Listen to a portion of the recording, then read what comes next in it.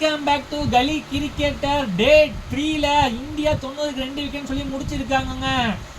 இங்கிலாந்து 465 ரன்னுக்கு all out ஆயிருக்காங்க. Bumrah 5 விக்கெட்டும், Pradeep Krishna 3 விக்கெட்டும், Mohammed Siraj 2 wicket எடுத்துருக்காங்க. இந்தியா அணி 5 கேட்சை டிராப் பண்ணியிருக்காங்க. ஒரு டெஸ்ட் மேட்ச்ல 5 கேட்சை டிராப் பண்ண என்ன நடக்கும் அதை பொறுத்து தான் பார்க்கணும். ஹாரி ப்ரூக் பும்ரா போட்ட பாலில் அவுட் ஆகி அவர் 99 ரன் அடிச்சாருங்க. அந்த 99 ரன்னுக்கு என்ன வேல்யூ, பும்ரா போட்ட அந்த நோ பாலுக்கு என்ன, பும்ராவே கொஸ்டின் அவ்வளோ பெரிய ஆளான்னு கேட்காதீங்க.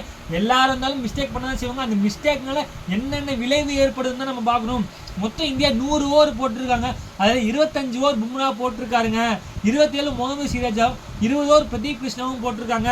தாக்கூர் 6 ஓவர் போட்டிருக்காரு. ஒரு டெஸ்ட் மேட்ச்சில் மெயின்டைன் பண்ணுறது கொஞ்சம் ஈஸி தான். பட் இது baseball attacking cricket, England cricket, அதனாலேயோ என்னமோ 9 மெயின்டைன் தான் போட்டிருங்க. அதுவும் யார் போட்டிருக்கா, பும்ரா 5 ஓவர் மெயின்டைன் போட்டிருக்காரு.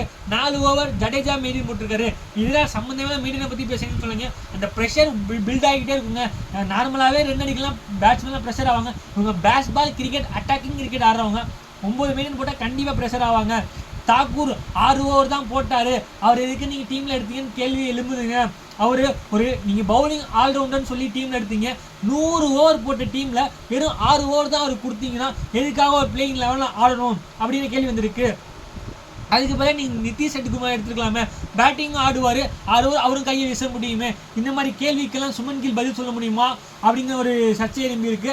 அதே மாதிரி முகமது சிராஜ் 2 விக்கெட் எடுத்திருக்காரு, பிரதீப் கிருஷ்ணா 3 விக்கெட் எடுத்திருக்காருன்னு சொல்லல. ஆனால் அவங்க ரன் ரேட், அதாவது எக்கனாமி எப்படி இருக்குன்னா 5க்கு மேலே இருக்குங்க. டெஸ்ட் மேட்ச்சில் நீங்கள் 5க்கு மேலே கொடுக்கக்கூடாது.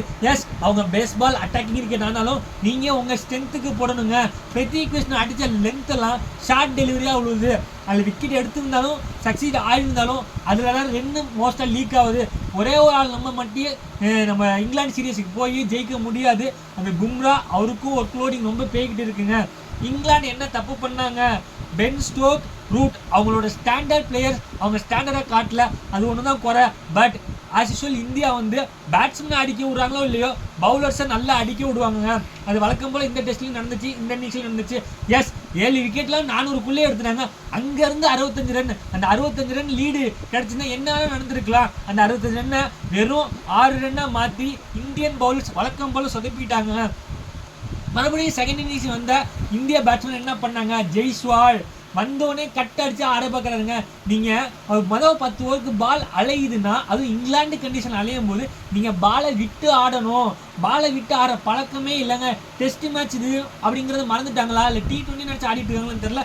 கட் அடிக்கிறாருங்க. இந்த பாலை குத்தி லென்த்தில் குத்தி உங்கள் ஜஸ்ட் ரேஞ்சுக்கு வர பாலை கட் அடிக்கிறாரு. அங்கே ஒரு தப்பு பண்ணார். பட் அவர் அவுட் ஆனது ஒரு ஃபென்டாஸ்டிக் பால்னு சொல்லணும். பால் ஆக்சுவலாக சீமில் பட்டு இப்படி திரும்பிடுச்சு. அது இப்படி போகிற பால், அது அவர் மேலே குறை சொல்ல முடியாது. பட் கிளாஸி ரோல்ஸ் ராய்ஸ் ராகுல் அவரோட வேலையை பண்ணிகிட்டு இருக்காரு. டே 3 முடிவில் இந்தியா 90க்கு 2 விக்கெட்னு சொல்லியிருந்தாங்க. பார்ப்போம், பொறுத்திருந்து பார்ப்போம் டே 4 என்ன நடக்குதுன்னு சொல்லிட்டு. இந்த வீடியோ பிடிச்சா லைக் பண்ணுங்கள். கிரிக்கெட் பார்க்குறவங்க ஷேர் பண்ணுங்கள். மறக்காம சப்ஸ்கிரைப் பண்ணுங்கள். தேங்க்யூ காய்.